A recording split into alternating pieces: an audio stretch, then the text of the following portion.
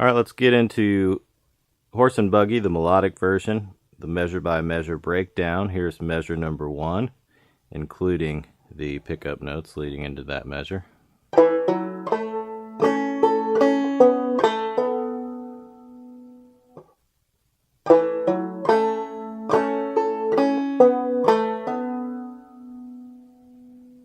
Make sure you pay attention throughout this and the other tabs. Make sure you're getting a good idea about your right hand fingering. If you get confused on any of these passages, just keep rewinding the video, but also take a look at the fingering indications underneath the tab, the M's and the T's.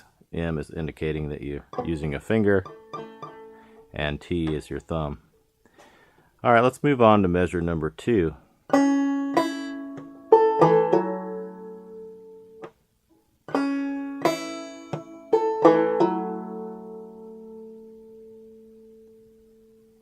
There, make sure you are paying attention to the phantom stroke. So the second note we play, the open first string, is going to hold off for beyond the one beat. It's going to get another half of the next beat. So that's our phantom stroke where we miss the string.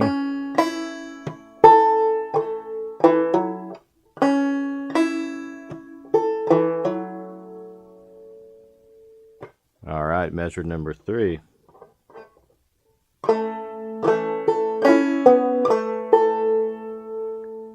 Measure number 3 is essentially like measure number 1, just the last 2 notes are a little different, and you can see that just by a quick analysis of those 2 measures on the tab.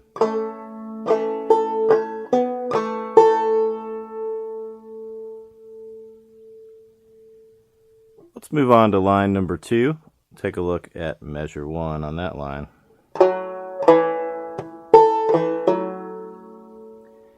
And here we have another phantom stroke. This is the same rhythmic idea as measure number 2 on the first line. And that's a rhythmic figure that we'll see a lot in this tune. So your right hand will be doing a lot of that similar motion.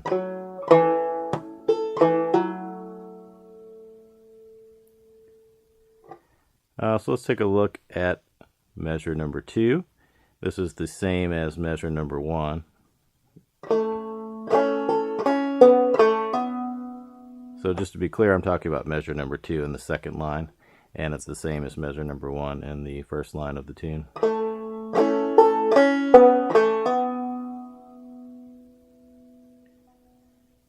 And that takes us to the third measure in this line.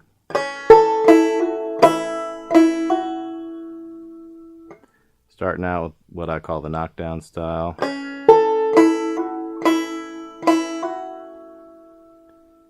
Otherwise, just a lot of techniques you should be familiar with by now.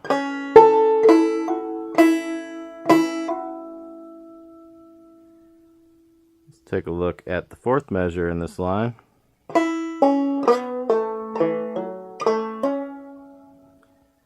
Full drop thumb followed by some pull-offs and hammer-ons.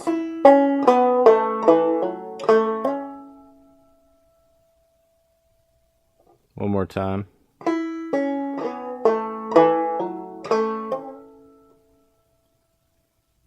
And that'll take us to the third line. First measure, this is our first ending.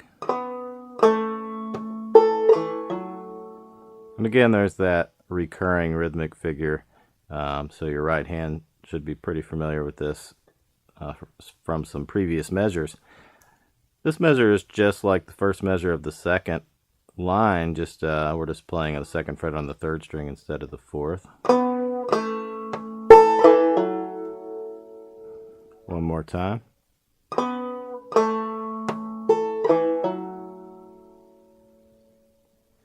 And of course we repeat the A part, and we come all the way back and play the second ending the second time through. And you'll notice the only difference between the first and second ending is that final note there in the second one.